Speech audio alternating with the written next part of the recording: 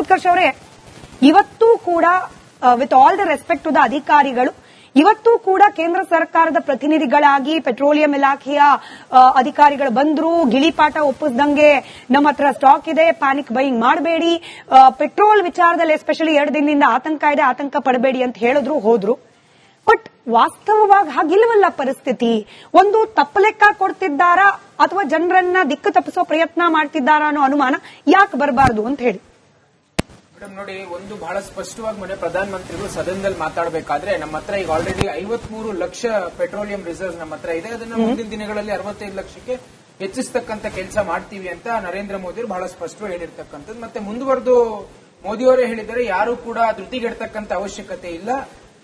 ಕ್ಷಮೆ ಇರಲಿ ಉತ್ಕರ್ಷ್ ಅವರೇ, ಆಡಿಯೋ ಏನೋ ಸಮಸ್ಯೆ ಆಗಿದೆ ನಿಮ್ದು, ಅದನ್ನ ಕ್ವಿಕ್ ಆಗಿ ಸರಿಪಡಿಸ್ತಾ ನಾನು ಸ್ಮಿತಾ ಅವ್ರ ಕನೆಕ್ಷನ್ ಕೂಡ ಹೋಯ್ತಾ ಅಂತ ಹೇಳಿ ಬಹುಶಃ ಅದನ್ನ ಮೇಡಮ್ ನನ್ನ ಧ್ವನಿ ತಲುಪ್ತಾ ಇದೆಯಾ?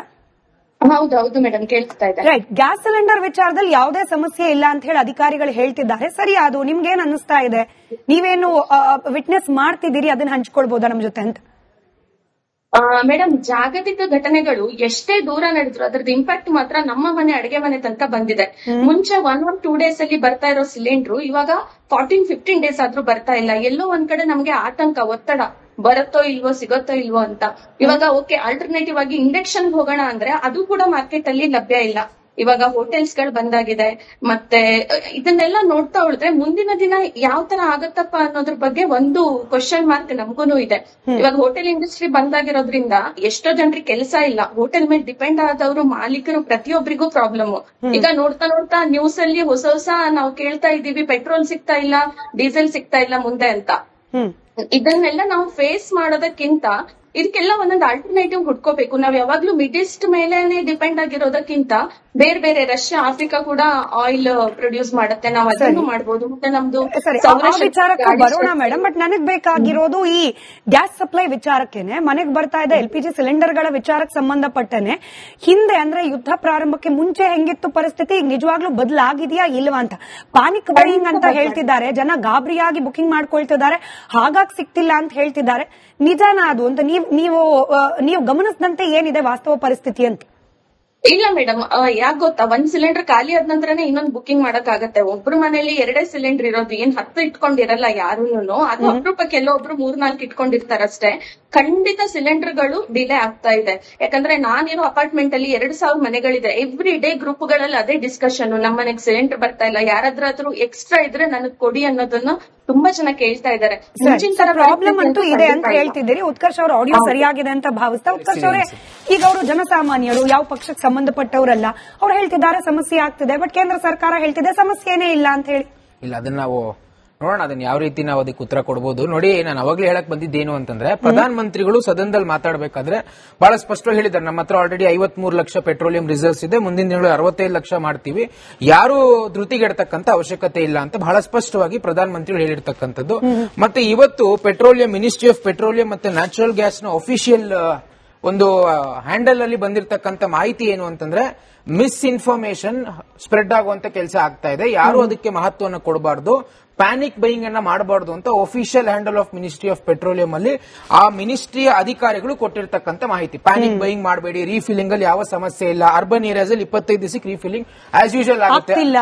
ಅಲ್ಲ, ಒಂದ್ ನಿಮಿಷ ಕೇಳಿ, ನಾನು ಅದಕ್ಕೆ ಫಸ್ಟ್ ಪ್ರಶ್ನೆ ನಾನು ಹೇಳಿದ್ದು ಉತ್ಕರ್ಷ್ ಅವರೇ, ಇವತ್ತೂ ಕೂಡ with all the respect to the ಅಧಿಕಾರಿಗಳು ಇವತ್ತೂ ಕೂಡ ಕೇಂದ್ರ ಸರ್ಕಾರದ ಪ್ರತಿನಿಧಿಗಳಾಗಿ ಪೆಟ್ರೋಲಿಯಂ ಇಲಾಖೆಯ ಅಧಿಕಾರಿಗಳು ಬಂದ್ರು, ಗಿಳಿಪಾಠ ಒಪ್ಪಿಸ್ದಂಗೆ ನಮ್ಮ ಹತ್ರ ಸ್ಟಾಕ್ ಇದೆ, ಪ್ಯಾನಿಕ್ ಬೈಯಿಂಗ್ ಮಾಡಬೇಡಿ, ಪೆಟ್ರೋಲ್ ವಿಚಾರದಲ್ಲಿ ಎಸ್ಪೆಷಲಿ 2 ದಿನದಿಂದ ಆತಂಕ ಇದೆ, ಆತಂಕ ಪಡಬೇಡಿ ಅಂತ ಹೇಳಿದ್ರು, ಹೋದ್ರು. ಬಟ್ ವಾಸ್ತವವಾಗಿ ಹಾಗಿಲ್ವಲ್ಲ ಪರಿಸ್ಥಿತಿ.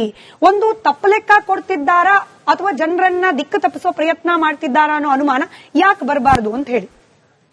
ಮೇಡಮ್ ನೋಡಿ, ಒಂದು ಬಹಳ ಸ್ಪಷ್ಟವಾಗಿ ಮೊನ್ನೆ ಪ್ರಧಾನಮಂತ್ರಿಗಳು ಸದನದಲ್ಲಿ ಮಾತಾಡಬೇಕಾದ್ರೆ ನಮ್ಮ ಹತ್ರ ಈಗ ಆಲ್ರೆಡಿ 53 ಲಕ್ಷ ಪೆಟ್ರೋಲಿಯಂ ರಿಸರ್ವ್ಸ್ ನಮ್ಮ ಹತ್ರ ಇದೆ, ಅದನ್ನ ಮುಂದಿನ ದಿನಗಳಲ್ಲಿ 65 ಲಕ್ಷಕ್ಕೆ ಹೆಚ್ಚಿಸತಕ್ಕಂತ ಕೆಲಸ ಮಾಡ್ತೀವಿ ಅಂತ ನರೇಂದ್ರ ಮೋದಿ ಬಹಳ ಸ್ಪಷ್ಟವಾಗಿ ಹೇಳಿರ್ತಕ್ಕಂಥದ್ದು. ಮತ್ತೆ ಮುಂದುವರೆದು ಮೋದಿಯವರೇ ಹೇಳಿದರೆ ಯಾರು ಕೂಡ ಧೃತಿಗೆಡ್ತಕ್ಕಂತ ಅವಶ್ಯಕತೆ ಇಲ್ಲ. ಕ್ಷಮೆ ಇರಲಿ ಉತ್ಕರ್ಷ್ ಅವರೇ, ಆಡಿಯೋ ಏನೋ ಸಮಸ್ಯೆ ಆಗಿದೆ ನಿಮ್ದು, ಅದನ್ನ ಕ್ವಿಕ್ ಆಗಿ ಸರಿಪಡಿಸ್ತಾ ನಾನು ಸ್ಮಿತಾ ಅವ್ರ ಕನೆಕ್ಷನ್ ಕೂಡ ಹೋಯ್ತಾ ಅಂತ ಹೇಳಿ ಬಹುಶಃ ಅದನ್ನ ಮೇಡಮ್ ನನ್ನ ಧ್ವನಿ ತಲುಪ್ತಾ ಇದೆಯಾ? ಹೌದೌದು ಮೇಡಮ್, ಕೇಳ್ತಾ ಇದೆ. ರೈಟ್, ಗ್ಯಾಸ್ ಸಿಲಿಂಡರ್ ವಿಚಾರದಲ್ಲಿ ಯಾವುದೇ ಸಮಸ್ಯೆ ಇಲ್ಲ ಅಂತ ಹೇಳಿ ಅಧಿಕಾರಿಗಳು ಹೇಳ್ತಿದ್ದಾರೆ. ಸರಿ, ಅದು ನಿಮ್ಗೇನ್ ಅನ್ನಿಸ್ತಾ ಇದೆ? ನೀವೇನು ವಿಟ್ನೆಸ್ ಮಾಡ್ತಿದ್ದೀರಿ, ಅದನ್ನ ಹಂಚ್ಕೊಳ್ಬಹುದಾ ನಮ್ ಜೊತೆ ಅಂತ? ಮೇಡಮ್, ಜಾಗತಿಕ ಘಟನೆಗಳು ಎಷ್ಟೇ ದೂರ ನಡೆದ್ರು ಅದ್ರದ್ದು ಇಂಪ್ಯಾಕ್ಟ್ ಮಾತ್ರ ನಮ್ಮ ಮನೆ ಅಡಿಗೆ ಮನೆ ತನಕ ಬಂದಿದೆ. ಮುಂಚೆ 1 or 2 days ಅಲ್ಲಿ ಬರ್ತಾ ಇರೋ ಸಿಲಿಂಡರ್ ಇವಾಗ 14-15 days ಆದ್ರೂ ಬರ್ತಾ ಇಲ್ಲ. ಎಲ್ಲೋ ಒಂದ್ ಕಡೆ ನಮ್ಗೆ ಆತಂಕ, ಒತ್ತಡ, ಬರುತ್ತೋ ಇಲ್ವೋ, ಸಿಗುತ್ತೋ ಇಲ್ವೋ ಅಂತ. ಇವಾಗ ಓಕೆ, ಆಲ್ಟರ್ನೇಟಿವ್ ಆಗಿ ಇಂಡಕ್ಷನ್ ಹೋಗೋಣ ಅಂದ್ರೆ ಅದು ಕೂಡ ಮಾರ್ಕೆಟ್ ಅಲ್ಲಿ ಲಭ್ಯ ಇಲ್ಲ. ಇವಾಗ ಹೋಟೆಲ್ಸ್ ಗಳು ಬಂದಾಗಿದೆ. ಮತ್ತೆ ಇದನ್ನೆಲ್ಲ ನೋಡ್ತಾ ಉಳಿದ್ರೆ ಮುಂದಿನ ದಿನ ಯಾವ ತರ ಆಗತ್ತಪ್ಪ ಅನ್ನೋದ್ರ ಬಗ್ಗೆ ಒಂದು ಕ್ವಶನ್ ಮಾರ್ಕ್ ನಮಗೂನು ಇದೆ.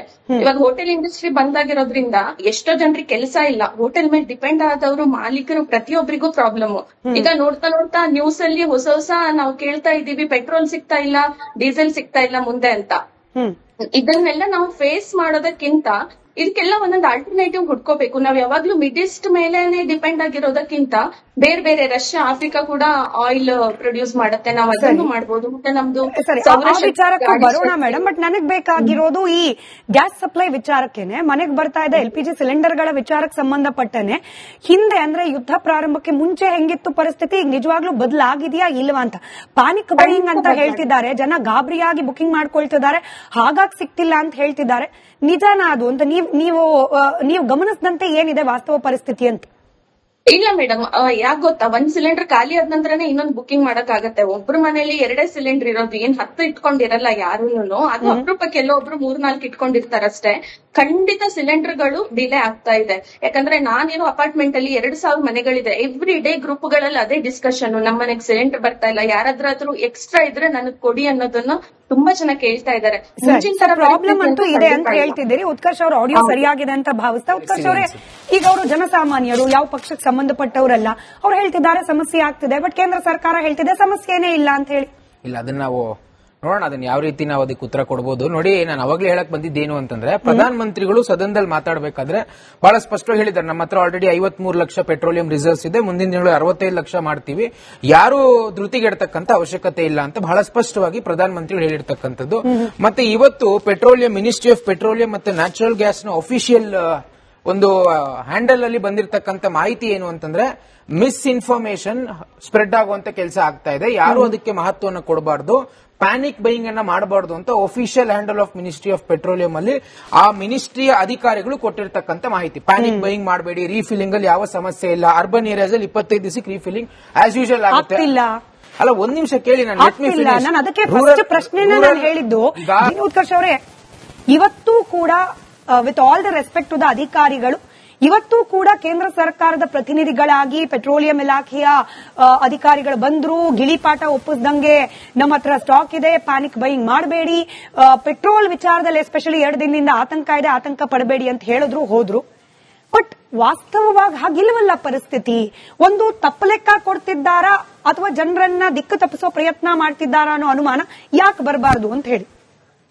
ಮೇಡಮ್ ನೋಡಿ, ಒಂದು ಬಹಳ ಸ್ಪಷ್ಟವಾಗಿ ಮೊನ್ನೆ ಪ್ರಧಾನ ಮಂತ್ರಿಗಳು ಸದನದಲ್ಲಿ ಮಾತಾಡಬೇಕಾದ್ರೆ, ನಮ್ಮ ಹತ್ರ ಈಗ ಆಲ್ರೆಡಿ 53 ಲಕ್ಷ ಪೆಟ್ರೋಲಿಯಂ ರಿಸರ್ವ್ ನಮ್ಮ ಹತ್ರ ಇದೆ, ಅದನ್ನ ಮುಂದಿನ ದಿನಗಳಲ್ಲಿ 65 ಲಕ್ಷಕ್ಕೆ ಹೆಚ್ಚಿಸತಕ್ಕಂತ ಕೆಲಸ ಮಾಡ್ತೀವಿ ಅಂತ ನರೇಂದ್ರ ಮೋದಿ ಅವರು ಬಹಳ ಸ್ಪಷ್ಟವಾಗಿ ಹೇಳಿರ್ತಕ್ಕಂಥದ್ದು. ಮತ್ತೆ ಮುಂದುವರೆದು ಮೋದಿಯವರೇ ಹೇಳಿದ್ದಾರೆ, ಯಾರು ಕೂಡ ಧೃತಿಗೆಡ್ತಕ್ಕಂತ ಅವಶ್ಯಕತೆ ಇಲ್ಲ. ಕ್ಷಮೆಯಲ್ಲಿ ಉತ್ಕರ್ಷ್ ಅವರೇ, ಆಡಿಯೋ ಏನೋ ಸಮಸ್ಯೆ ಆಗಿದೆ ನಿಮ್ದು, ಅದನ್ನ ಕ್ವಿಕ್ ಆಗಿ ಸರಿಪಡಿಸ್ತಾ. ನಾನು ಸ್ಮಿತಾ ಅವ್ರ ಕನೆಕ್ಷನ್ ಕೂಡ ಹೋಯ್ತಾ ಅಂತ ಹೇಳಿ, ಬಹುಶಃ ಅದನ್ನ ಮೇಡಮ್ ನನ್ನ ಧ್ವನಿ ತಲುಪ್ತಾ ಇದೆಯಾ? ಹೌದೌದು ಮೇಡಮ್, ಕೇಳ್ತಾ ಇದೆ. ರೈಟ್, ಗ್ಯಾಸ್ ಸಿಲಿಂಡರ್ ವಿಚಾರದಲ್ಲಿ ಯಾವುದೇ ಸಮಸ್ಯೆ ಇಲ್ಲ ಅಂತ ಹೇಳಿ ಅಧಿಕಾರಿಗಳು ಹೇಳ್ತಿದ್ದಾರೆ. ಸರಿ, ಅದು ನಿಮ್ಗೇನ್ ಅನ್ನಿಸ್ತಾ ಇದೆ? ನೀವೇನು ವಿಟ್ನೆಸ್ ಮಾಡ್ತಿದ್ದೀರಿ, ಅದನ್ನ ಹಂಚ್ಕೊಳ್ಬಹುದಾ ನಮ್ ಜೊತೆ ಅಂತ? ಮೇಡಮ್, ಜಾಗತಿಕ ಘಟನೆಗಳು ಎಷ್ಟೇ ದೂರ ನಡೆದ್ರು ಅದ್ರದ್ದು ಇಂಪ್ಯಾಕ್ಟ್ ಮಾತ್ರ ನಮ್ಮ ಮನೆ ಅಡಿಗೆ ಮನೆ ತನಕ ಬಂದಿದೆ. ಮುಂಚೆ 1 or 2 days ಅಲ್ಲಿ ಬರ್ತಾ ಇರೋ ಸಿಲಿಂಡರ್ ಇವಾಗ 14-15 days ಆದ್ರೂ ಬರ್ತಾ ಇಲ್ಲ. ಎಲ್ಲೋ ಒಂದ್ ಕಡೆ ನಮ್ಗೆ ಆತಂಕ, ಒತ್ತಡ, ಬರುತ್ತೋ ಇಲ್ವೋ, ಸಿಗುತ್ತೋ ಇಲ್ವೋ ಅಂತ. ಇವಾಗ ಓಕೆ, ಆಲ್ಟರ್ನೇಟಿವ್ ಆಗಿ ಇಂಡಕ್ಷನ್ ಹೋಗೋಣ ಅಂದ್ರೆ ಅದು ಕೂಡ ಮಾರ್ಕೆಟ್ ಅಲ್ಲಿ ಲಭ್ಯ ಇಲ್ಲ. ಇವಾಗ ಹೋಟೆಲ್ಸ್ ಗಳು ಬಂದಾಗಿದೆ. ಮತ್ತೆ ಇದನ್ನೆಲ್ಲ ನೋಡ್ತಾ ಉಳಿದ್ರೆ ಮುಂದಿನ ದಿನ ಯಾವ ತರ ಆಗತ್ತಪ್ಪ ಅನ್ನೋದ್ರ ಬಗ್ಗೆ ಒಂದು ಕ್ವಶನ್ ಮಾರ್ಕ್ ನಮಗೂನು ಇದೆ. ಇವಾಗ ಹೋಟೆಲ್ ಇಂಡಸ್ಟ್ರಿ ಬಂದಾಗಿರೋದ್ರಿಂದ ಎಷ್ಟೋ ಜನರಿಗೆ ಕೆಲಸ ಇಲ್ಲ. ಹೋಟೆಲ್ ಮೇಲೆ ಡಿಪೆಂಡ್ ಆದವರು, ಮಾಲೀಕರು, ಪ್ರತಿಯೊಬ್ಬರಿಗೂ ಪ್ರಾಬ್ಲಮ್. ಈಗ ನೋಡ್ತಾ ನೋಡ್ತಾ ನ್ಯೂಸ್ ಅಲ್ಲಿ ಹೊಸ ನಾವು ಕೇಳ್ತಾ ಇದೀವಿ, ಪೆಟ್ರೋಲ್ ಸಿಗ್ತಾ ಇಲ್ಲ, ಡೀಸೆಲ್ ಸಿಗ್ತಾ ಇಲ್ಲ ಮುಂದೆ ಅಂತ. ಇದನ್ನೆಲ್ಲ ನಾವು ಫೇಸ್ ಮಾಡೋದಕ್ಕಿಂತ ಇದಕ್ಕೆಲ್ಲ ಒಂದೊಂದು ಆಲ್ಟರ್ನೇಟಿವ್ ಹುಡ್ಕೋಬೇಕು. ನಾವ್ ಯಾವಾಗ್ಲೂ ಮಿಡಿಸ್ಟ್ ಮೇಲೆನೆ ಡಿಪೆಂಡ್ ಆಗಿರೋದಕ್ಕಿಂತ ಬೇರೆ ಬೇರೆ ರಷ್ಯಾ, ಆಫ್ರಿಕಾ ಕೂಡ ಆಯಿಲ್ ಪ್ರೊಡ್ಯೂಸ್ ಮಾಡುತ್ತೆ, ನಾವ್ ಅದನ್ನು ಮಾಡ್ಬೋದು. ಮತ್ತೆ ನಮ್ದು ಸರಿ, ಆ ವಿಚಾರಕ್ಕೆ ಬರೋಣ ಮೇಡಮ್. ಬಟ್ ನನಗ್ ಬೇಕಾಗಿರೋದು ಈ ಗ್ಯಾಸ್ ಸಪ್ಲೈ ವಿಚಾರಕ್ಕೇನೆ, ಮನೆಗೆ ಬರ್ತಾ ಇದೆ LPG ಸಿಲಿಂಡರ್ಗಳ ವಿಚಾರಕ್ಕೆ ಸಂಬಂಧಪಟ್ಟನೆ ಹಿಂದೆ ಅಂದ್ರೆ ಯುದ್ಧ ಪ್ರಾರಂಭಕ್ಕೆ ಮುಂಚೆ ಹೆಂಗಿತ್ತು ಪರಿಸ್ಥಿತಿ, ಈಗ ನಿಜವಾಗ್ಲೂ ಬದಲಾಗಿದೆಯಾ ಇಲ್ವಾ ಅಂತ. ಪಾನಿಕ್ ಬೈಯಿಂಗ್ ಅಂತ ಹೇಳ್ತಿದ್ದಾರೆ, ಜನ ಗಾಬರಿಯಾಗಿ ಬುಕಿಂಗ್ ಮಾಡ್ಕೊಳ್ತಿದ್ದಾರೆ, ಹಾಗಾಗಿ ಸಿಕ್ತಿಲ್ಲ ಅಂತ ಹೇಳ್ತಿದ್ದಾರೆ. ನಿಜಾನ ಅದು ಅಂತ ನೀವು ಗಮನಿಸಿದಂತೆ ಏನಿದೆ ವಾಸ್ತವ ಪರಿಸ್ಥಿತಿ ಅಂತ? ಇಲ್ಲ ಮೇಡಮ್, ಯಾಕ್ ಗೊತ್ತಾ, ಒಂದ್ ಸಿಲಿಂಡರ್ ಖಾಲಿ ಆದ ನಂತರನೇ ಇನ್ನೊಂದು ಬುಕಿಂಗ್ ಮಾಡಕ್ ಆಗತ್ತೆ. ಒಬ್ರು ಮನೇಲಿ 2 ಸಿಲಿಂಡರ್ ಇರೋದು, ಏನ್ 10 ಇಟ್ಕೊಂಡಿರಲ್ಲ ಯಾರೂನು. ಅದು ಅಪರೂಪಕ್ಕೆ ಎಲ್ಲೊಬ್ರು 3-4 ಇಟ್ಕೊಂಡಿರ್ತಾರಷ್ಟೇ. ಖಂಡಿತ ಸಿಲಿಂಡರ್ಗಳು ಡಿಲೇ ಆಗ್ತಾ ಇದೆ. ಯಾಕಂದ್ರೆ ನಾನಿರೋ ಅಪಾರ್ಟ್ಮೆಂಟ್ ಅಲ್ಲಿ 2000 ಮನೆಗಳಿದೆ. ಎವ್ರಿ ಡೇ ಗ್ರೂಪ್ಗಳಲ್ಲಿ ಅದೇ ಡಿಸ್ಕಷನ್, ನಮ್ಮ ಮನೆಗ್ ಸಿಲಿಂಡರ್ ಬರ್ತಾ ಇಲ್ಲ, ಯಾರಾದ್ರೂ ಎಕ್ಸ್ಟ್ರಾ ಇದ್ರೆ ನನಗ್ ಕೊಡಿ ಅನ್ನೋದನ್ನ ತುಂಬಾ ಜನ ಕೇಳ್ತಾ ಇದ್ದಾರೆ. ಪ್ರಾಬ್ಲಮ್ ಅಂತೂ ಇದೆ ಅಂತ ಹೇಳ್ತಿದ್ದೀರಿ. ಉತ್ಕರ್ಷ್ ಅವರ ಆಡಿಯೋ ಸರಿಯಾಗಿದೆ ಅಂತ ಭಾವಿಸ್ತಾ. ಉತ್ಕರ್ಷ್ ಅವರೇ, ಈಗ ಅವರು ಜನಸಾಮಾನ್ಯರು, ಯಾವ ಪಕ್ಷಕ್ಕೆ ಸಂಬಂಧಪಟ್ಟವರಲ್ಲ, ಅವ್ರು ಹೇಳ್ತಿದ್ದಾರೆ ಸಮಸ್ಯೆ ಆಗ್ತಿದೆ, ಬಟ್ ಕೇಂದ್ರ ಸರ್ಕಾರ ಹೇಳ್ತಿದೆ ಸಮಸ್ಯೆನೇ ಇಲ್ಲ ಅಂತ ಹೇಳಿ. ಇಲ್ಲ, ಅದನ್ನ ನಾವು ನೋಡೋಣ, ಅದನ್ನ ಯಾವ ರೀತಿ ನಾವು ಅದಕ್ಕೆ ಉತ್ತರ ಕೊಡಬಹುದು. ನೋಡಿ, ನಾನು ಅವಾಗ್ಲೇ ಹೇಳಕ್ ಬಂದಿದ್ದೇನು ಅಂತಂದ್ರೆ, ಪ್ರಧಾನ ಮಂತ್ರಿಗಳು ಸದನದಲ್ಲಿ ಮಾತಾಡಬೇಕಾದ್ರೆ ಬಹಳ ಸ್ಪಷ್ಟವಾಗಿ ಹೇಳಿದ್ದಾರೆ, ನಮ್ಮ ಹತ್ರ ಆಲ್ರೆಡಿ 53 ಲಕ್ಷ ಪೆಟ್ರೋಲಿಯಂ ರಿಸರ್ವ್ಸ್ ಇದೆ, ಮುಂದಿನ ತಿಂಗಳು 65 ಲಕ್ಷ ಮಾಡ್ತೀವಿ, ಯಾರು ಧೃತಿಗೆಡ್ತಕ್ಕಂತ ಅವಶ್ಯಕತೆ ಇಲ್ಲ ಅಂತ ಬಹಳ ಸ್ಪಷ್ಟವಾಗಿ ಪ್ರಧಾನ ಮಂತ್ರಿಗಳು ಹೇಳಿರ್ತಕ್ಕಂಥದ್ದು. ಮತ್ತೆ ಇವತ್ತು ಪೆಟ್ರೋಲಿಯಂ ಮಿನಿಸ್ಟ್ರಿ ಆಫ್ ಪೆಟ್ರೋಲಿಯಂ ಮತ್ತೆ ನ್ಯಾಚುರಲ್ ಗ್ಯಾಸ್ ನ ಅಫಿಷಿಯಲ್ ಒಂದು ಹ್ಯಾಂಡಲ್ ಅಲ್ಲಿ ಬಂದಿರತಕ್ಕಂತ ಮಾಹಿತಿ ಏನು ಅಂತಂದ್ರೆ, ಮಿಸ್ಇನ್ಫಾರ್ಮೇಶನ್ ಸ್ಪ್ರೆಡ್ ಆಗುವಂತ ಕೆಲಸ ಆಗ್ತಾ ಇದೆ, ಯಾರು ಅದಕ್ಕೆ ಮಹತ್ವವನ್ನು ಕೊಡಬಾರ್ದು, ಪ್ಯಾನಿಕ್ ಬೈಯಿಂಗ್ ಅನ್ನ ಮಾಡಬಾರ್ದು ಅಂತ official handle of ministry of petroleum ಅಲ್ಲಿ ಆ ಮಿನಿಸ್ಟ್ರಿಯ ಅಧಿಕಾರಿಗಳು ಕೊಟ್ಟಿರ್ತಕ್ಕಂಥ ಮಾಹಿತಿ. ಪ್ಯಾನಿಕ್ ಬೈಯಿಂಗ್ ಮಾಡಬೇಡಿ, ರೀಫಿಲಿಂಗ್ ಅಲ್ಲಿ ಯಾವ ಸಮಸ್ಯೆ ಇಲ್ಲ, ಅರ್ಬನ್ ಏರಿಯಾಸ್ ಅಲ್ಲಿ 25 ದಿವಸಕ್ಕೆ ರೀಫಿಲಿಂಗ್ ಆಸ್ ಯೂಶುವಲ್ ಆಗುತ್ತೆ. ಅಲ್ಲ, ಒಂದ್ ನಿಮಿಷ ಕೇಳಿ, ನಾನು ಅದಕ್ಕೆ ಫಸ್ಟ್ ಪ್ರಶ್ನೆ ನಾನು ಹೇಳಿದ್ದು.